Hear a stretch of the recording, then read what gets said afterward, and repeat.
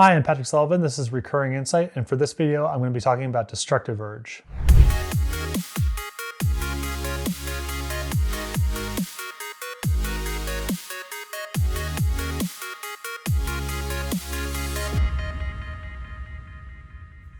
So when I started this video series, I discussed how I wanted to talk about kind of the entire range of Magic designs and not just focus on the most iconic or the most powerful. So this is a design that I think very few people are probably familiar with, and almost no one has certainly played with or against, but it is one of the worst of all time. And I think there's a lot of interesting things to go into and unpack. So I hope you enjoy this, even if the card is a little less iconic than some of the other ones I've talked about.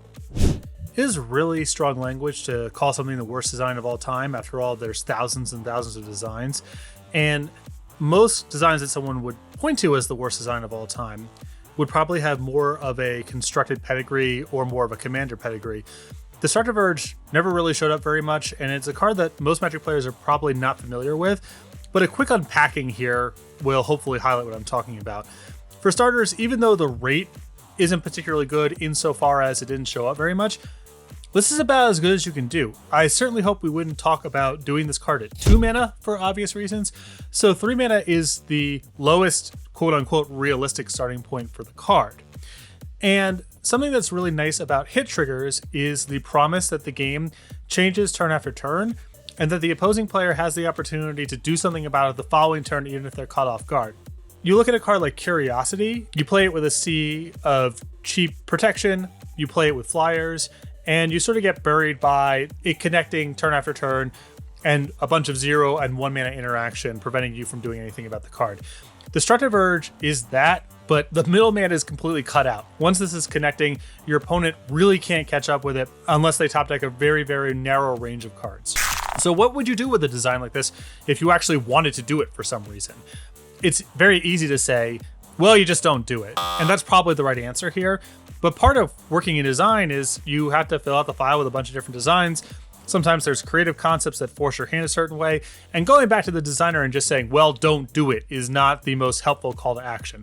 There's a couple knobs on this that I would point to as maybe being paths in the right direction if you wanted to do something like this. The first one is if the enchanted creature deals N or more damage. Let's call the number 4. That does a couple of things. It widens the range of interaction because your opponent can maybe stop it with damage prevention or minus effects. It increases the timeline for the card to get going because you presumably have to either wait a few turns to get a 4-power creature or draw a combination of cards that allow this to happen. And so you're delaying the timeline, you're giving the opponent more opportunities to interact with it, and that could do some work in preventing the sort of deterministic avalanche that this card produces otherwise.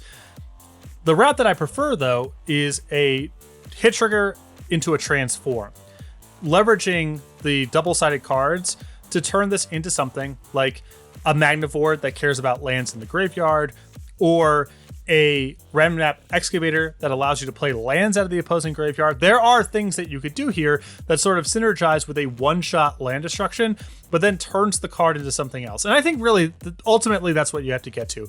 You have to find a way to make the experience less repetitive, and really the only way to do it with a repeat hit trigger Stone Rain is to get off of the repeat hit trigger Stone Rain and transform it into something else.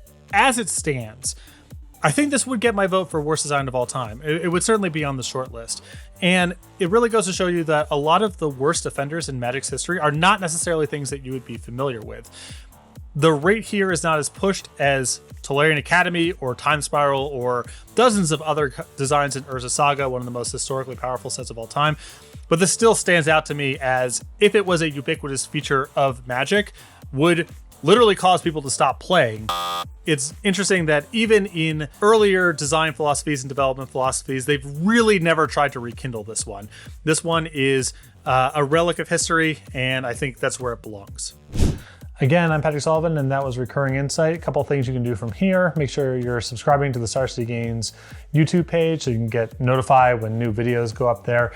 Throw a like up there if you want to for the algorithms. It's been really useful so far. The numbers look like doctored honestly. So keep that going. Also, I've got nothing in the queue right now. I've gone through everything that I sort of had lined up with the Star City Games video team. So I'm really in the market now for some suggestions.